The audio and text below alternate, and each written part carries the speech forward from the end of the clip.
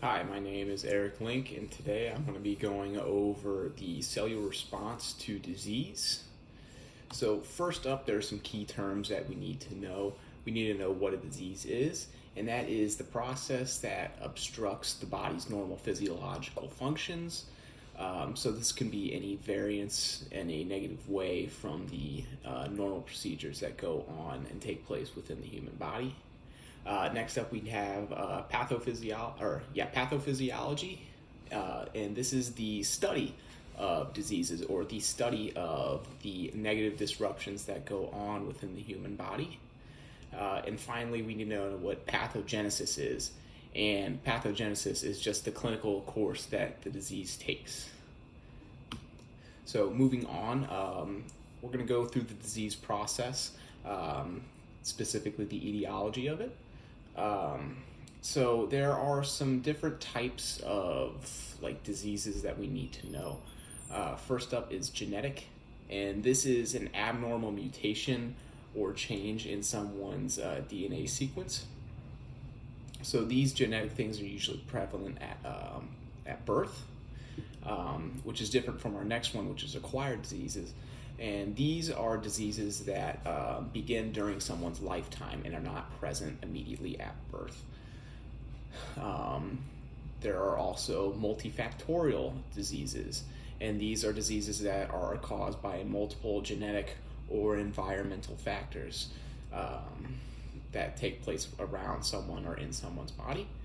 There are idiopathic diseases, and these diseases are basically diseases with no identifiable cause.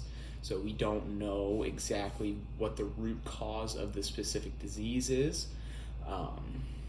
And finally, we have iatrogenic diseases.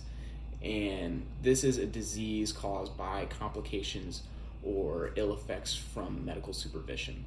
So this can be a disease that is caused from a medical procedure gone wrong, or any sort of reaction that the body has to, or a negative reaction that the body has to some medications that the patient was put on, or just, any negative effects of some pharmacological uses. So moving on, we're going to go through the clinical route of the disease process. And when you're looking at this, you have what we call signs.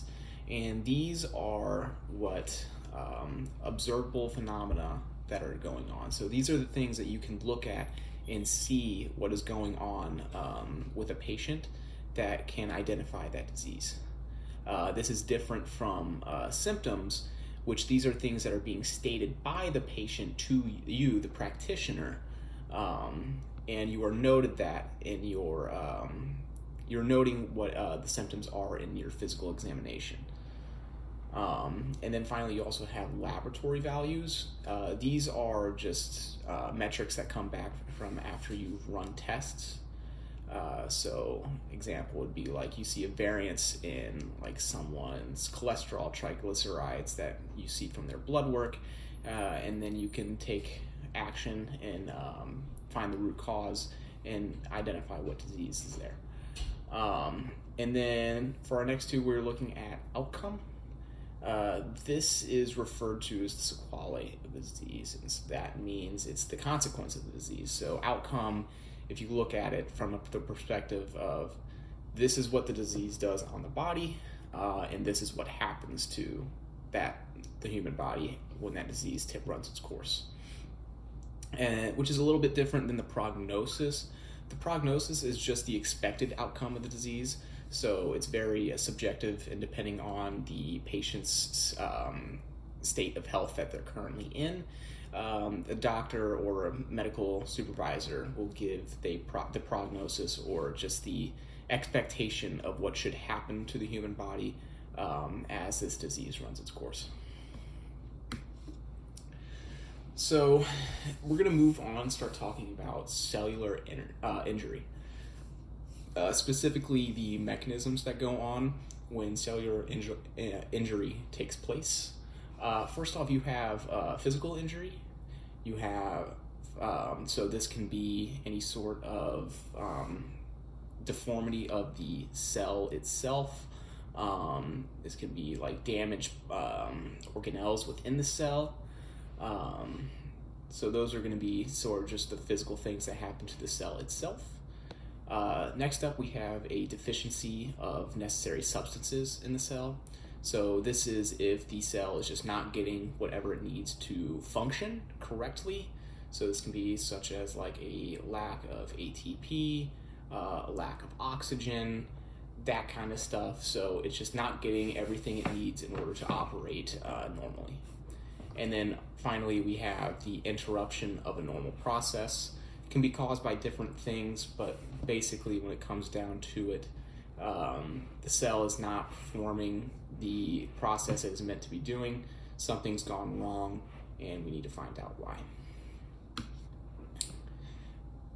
So going on, after we figure out what types of injuries occur, we need to know how these cells respond. So typically when a cell is injured, it's going to go through an accumulation of what we'd like to call hyaline. And this is just going to be a mixture of collagen, fibrin, and amyloid.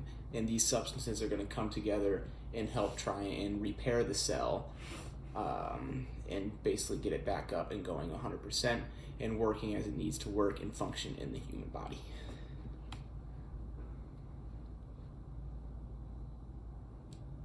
One second.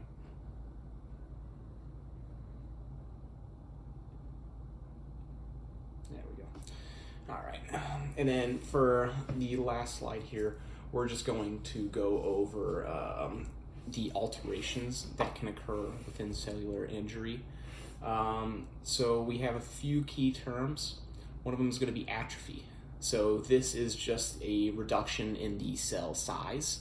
So think about it as you have the cell, it has some sort of injury that has taken place within it, and it's going to get smaller and smaller. So that's what that means. And then on the other hand, we have hypertrophy, which is the opposite effect. So the cell is going to swell up and get bigger and bigger, kind of like the adipose tissue example that we had in class a week or two ago. More fat, those cells are going to swell up and get bigger and bigger, which is going to lead to our next term, which is hyperplasia, which is thus the increase in overall cell number. So leading back to that adipose tissue example, when that cell swells up and gets bigger and bigger and bigger, it can't go any bigger, so it's going to pop off, and more cells are going to multiply off of that, thus creating hyperplasia, an increased number of cells. We also have a thing called metaplasia. This is occurring when a disease or injury results in the displacement of a cell by another that may be less mature. So if a injury occurs to a cell due to any sort of disease or lack of function, metaplasia is basically saying we're taking that normal cell that's been affected by this disease and we're going to replace it with this less mature cell. So obviously you can see how there can be some sort of complications with the less mature cell taking the place of what a normal cell should be doing. It doesn't have the maturity to go through all of the normal functions, so it can cause some issues there. And then finally, we have dysplasia, which is just dearranged cellular growth. And that's going to be about it. Thank you.